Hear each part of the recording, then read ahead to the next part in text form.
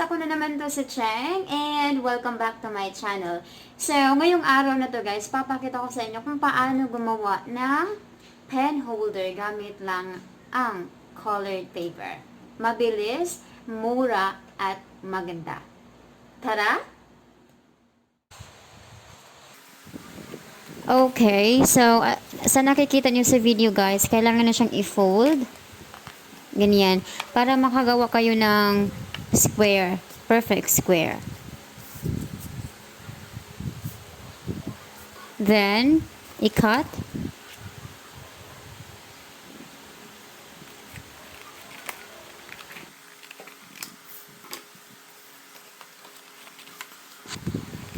Tapos guys, fold nyo siya into half. Katulad ng sa video.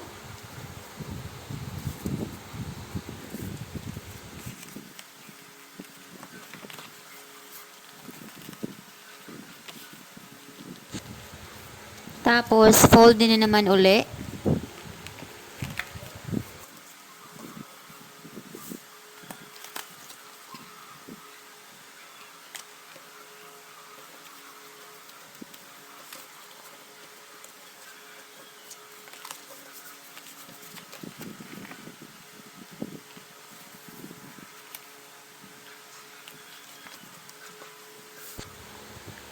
And fold it again.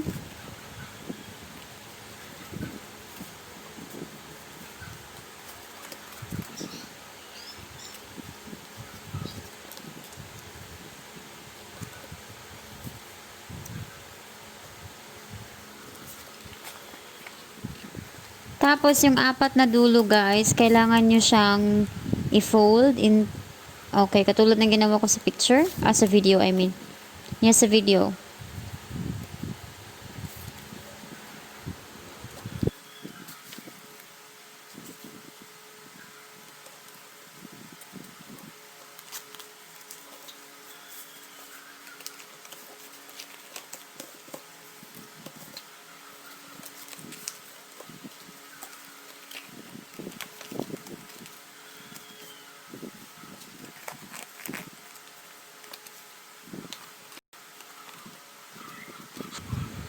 Fold din na naman siya uli. Ganyan.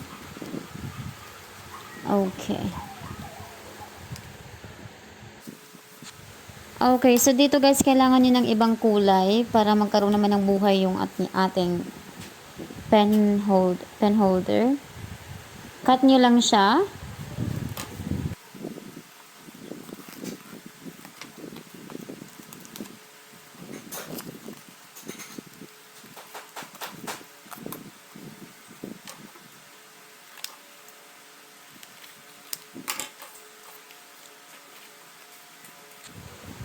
Tapos, lagay niyo siya sa loob.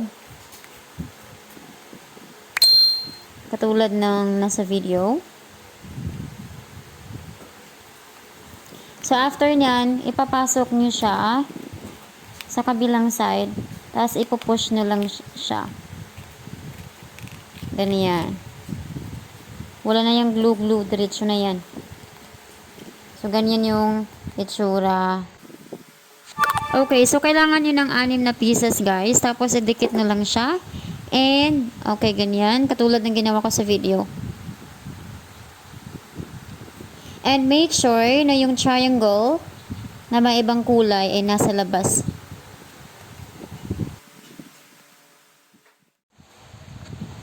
Okay, so dito guys, katulad ng ginawa ko kanina, ganyan din. Idikit nyo lang siya hanggang sa madikit nyo lahat.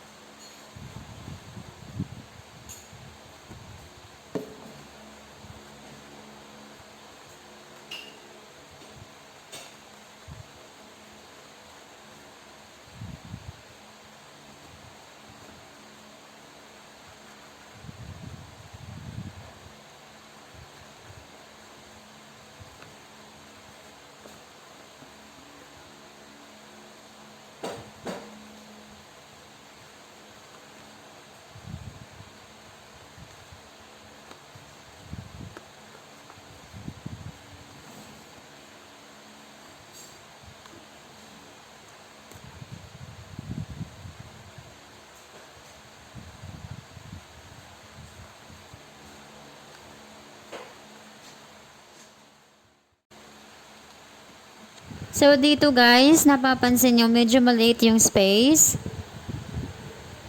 Yung gagawin nyo lang is, i-push nyo lang siya para magkasya siya dun sa space.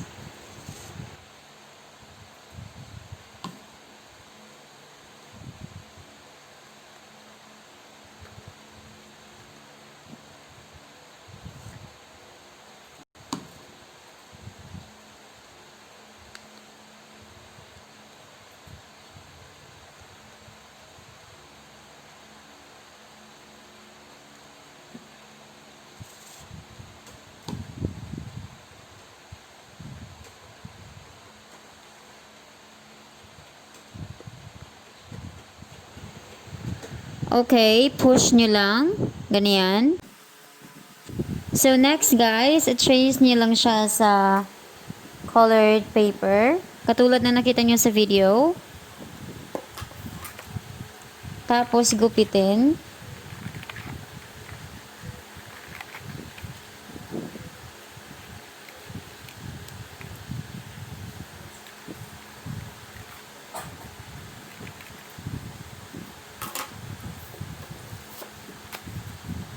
Tapos, i-paste niyo siya ulit sa ibang color.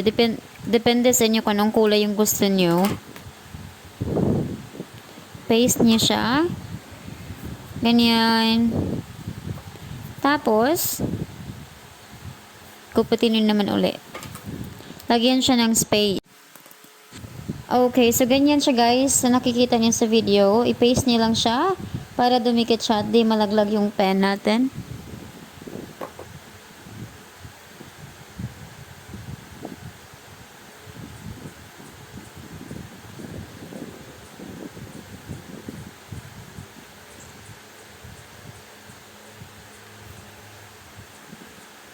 Make sure na didikit siya kasi pag di siya didikit, malalaglag yung ball pen natin o kaya pencil.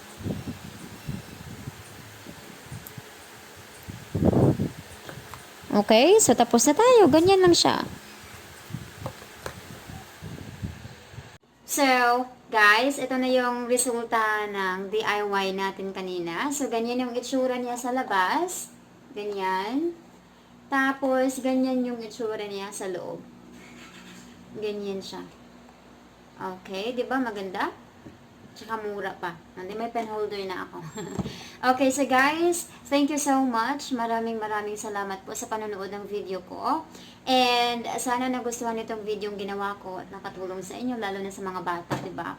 May mga projects sa school. And another one guys is kung nagustuhan nyo itong video na to, please don't forget to give me a thumbs up.